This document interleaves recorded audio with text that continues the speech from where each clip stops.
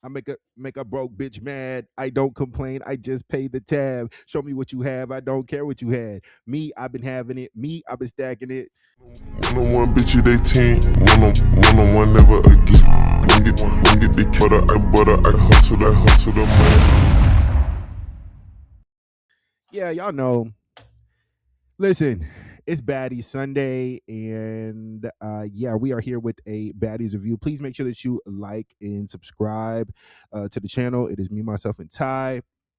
Yeah, this is going to be episode 5 review, Unlikely Alliances. So this episode was it was okay, but I mean, it is what it is. They really wasn't throwing them hoes how I was anticipating this episode, but it did set up a lot of prior knowledge that we're going to need for the next coming up episode. So I am excited for that. I'm also excited for next week. And yeah, I'm excited for my new followers. If you just subscribed like I told you to, I'm excited for you to be here. And if you are returning, thank you so much. But anyways, let's get back into what we are all here for. So the episode starts off with Persuasion versus Summer, and like I said, Persuasion got that. I mean, she's literally taking Summer through there. She had her head up, and she was do like. I don't think Summer was expecting that. I just don't think Summer was expecting that at all. But yeah, basically their beef is over that whole tattoo that Summer has. I don't know if y'all noticed, but Summer has a BGC tattoo on her chest. And I guess there was a lot of discord with the tattoo, and Persuasion basically went online like, bitch, why do you have that tattoo? You're not a bad girl. And Summer's whole thing is like, I look up to y'all, like I grew up on y'all. Like, regardless of anything, I understand Summer because Baddies is the blueprint from Bad Girl. So although I am a baddie, I'm really a bad girl because that's where all of this is from. This is not an original piece of content putting bitches in a house. That comes from Bad Girls Club. So I get where Summer's coming from, but I think a lot of the bad girls consider Bad Girls Club to be some sort of sorority thing that you really just can't get in unless you were on the show. So I get both points of view.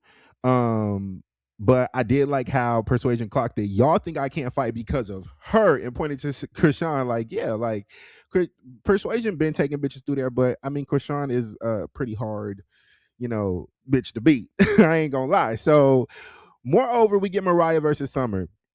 And Summer said, come get beat up in front of your CEO. And that's exactly what the fuck she did. She beat Mariah's ass, had Mariah running and shit. I love Mariah. I feel like she's not giving what I wanted her to give this season. I wanted some corny ass confessionals, and I'm not getting nothing. You beat Summer up one time, and that's it. You've been playing the field ever since then, and I really just don't want her on here fighting Summer. Like, find another storyline, please. But anyways, Natalie finally checks Summer, and this is the thing. I don't know why Natalie's acting so confused later in the episodes about like what's going on with Summer and the big three. Like she's just not there. But she literally checks her and was like, "How the fuck are you going to be on stage with the baddies and you looking like this and your lip is motherfucking lopsided doing the Macarena and you supposed to be on stage representing the baddies?" Summer looks a mess. Like she just been getting her ass whooped in that lip, bro. I never seen nothing like it in my life. You could tell y'all need that if I had lip injections or any injections on my face, I would not be fighting bitches on TV. That shit be swelling up looking crazy. Oh my god. Oh my god. Anyways, Tommie ends up getting her chain, and DJ Sky walks off because Natalie announced that it's the last chain. So she's thinking in her mind, bitch, where the fuck is my chain at? And basically, she did have another chain. So I'm thinking, did y'all do this to get a reaction out of her? I'm confused. But Natalie gets in the confessional is like, oh, you need to be grateful that you even have a spot. You're just a DJ. And I'm like, why is there so much animosity with DJ Scott? I know she's annoying and she really hasn't found her place, but why are y'all being such mean girls to her? I just don't see what she's done to warrant this mean girl behavior, like from a lot of the Bad Girls cast. Like they just won't let her in, and she's been casted before. So I'm like confused. I don't know why they treat her like she's not a bad girl. That's just weird to me. But anyway, she ends up getting her chain. Tommie gets a chain. Everybody got a motherfucking chain. Okay. So there should be no more discord about OG baddies get in the motherfucking chain. Okay, let's leave the chain thing in the past. But Gretchen got on the stage saying the N word again, and it was weird because Jayla ends up getting on the mic and gives her props. Like, I like the song. I just wish you wouldn't have said the N word. And this is where the initial fight even insinuated in the first place. It wasn't that Gretchen was saying the N word. It's, I'm asking you not to, as a black woman, as a black person, and you're on a black network. I'm asking you not to say the N word, and you still are saying it in my face. So you don't have no regard, and you just don't you just don't care. That's the whole thing about it. Like, Gretchen was just disrespectful, and she gets in her confessional like, I'm not white, y'all are corny. No, it's not that you're not white, you're just not black. So it's like, if a black person is telling you, hey, I'm not comfortable with that around me, what you should do is respect it. But Jayla's like, you know what, I done already been through that. You could tell she's matured, and I done already whooped her ass a bunch of times. And Gretchen is like, she fights like a damn animal. Like, I would not be wanting to fight Gretchen. She be biting and scratching and all that shit. No, I'm good. But all the girls are going up on the stairs. They're performing, blah blah blah. But Tommie gets on the mic and she's dancing with Janelle, and she's like just doing some freaky deaky shit. Like, Tavi just gives freaky ass woman. Like, I don't know how to explain it, but she's doing some freaky shit. So Tommie looks down and like, oh, it's giving DMX Rough Rider. Like, yes. And Tavi takes offense to that. Now we're gonna put a pin in that for now. But Tavi did clock it in the confession, like, bitch, who you talking to? So, anyways, the ladies talk to Summer. As Natalie gets on the bus, she basically is announcing that they have a new tour bus, and that they're going to be on the road again. But the ladies end up talking to Summer, and Summer is basically saying she doesn't want to be friends with Lex or Dolly anymore. Lex starts crying because Summer isn't hearing her out as a friend. I don't know why Lex is giving Summer so much, because Summer's a fucking idiot.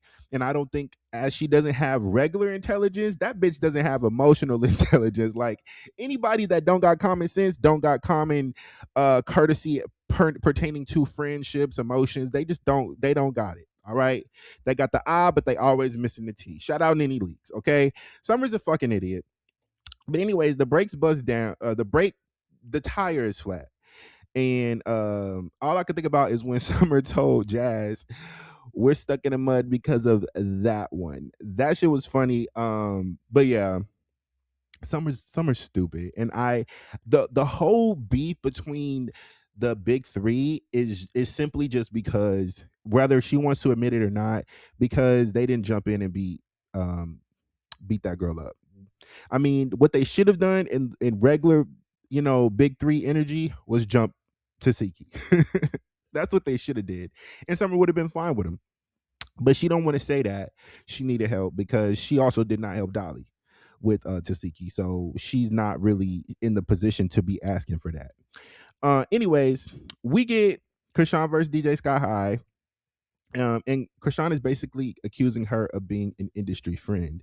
Now, I don't know how she's an industry friend when you brought her on as your best friend in the DJ, and they also told her to watch you. Like, I feel like there's too much history behind them for her now to just be an industry friend. And you've also been around her majority of the show. It's similar to how Krishan came in. Like, I feel like Krishan is basically being a manipulator, and I'm gonna explain how. She came in with Tasiki on a particular wave with things being discussed about their relationship in private, and then it switches when she gets on camera. I think it switches again with DJ Sky. She has these agendas when she comes on camera, and if you do not follow them, she will turn on you and flip the script.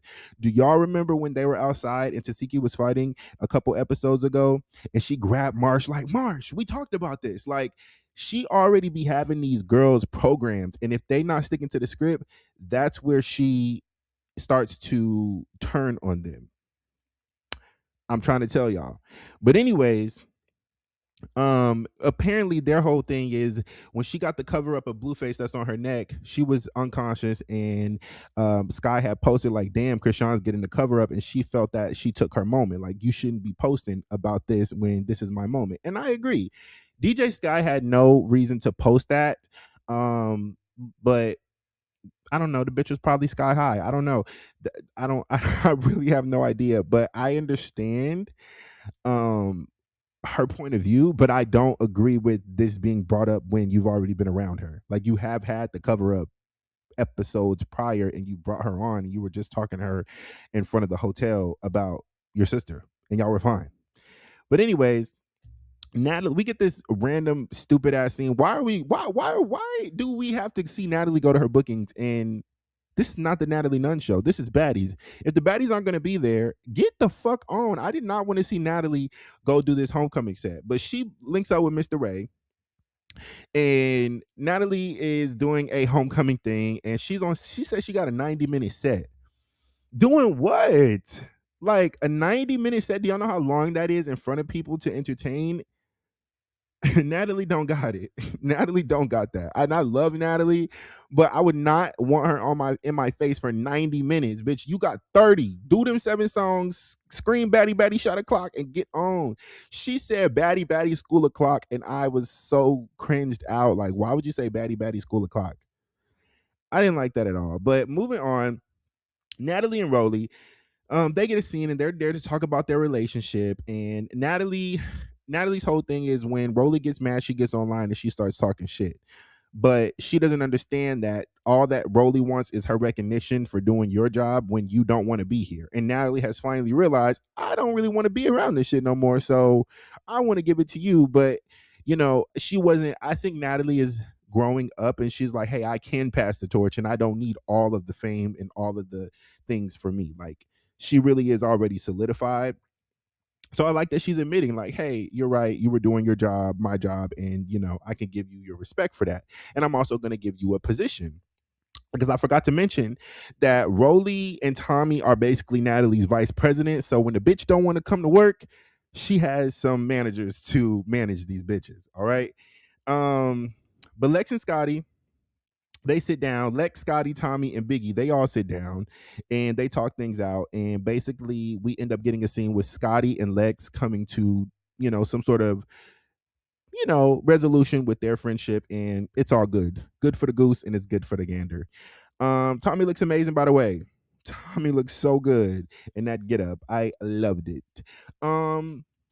Then we get this weird ass scene with Summer, Gretchen, Smiley, and I'm like, if this ain't the dumbest bitches of the motherfucking bunch, like, how did y'all get these motherfuckers together? I hated it. But Smiley was actually making so much sense.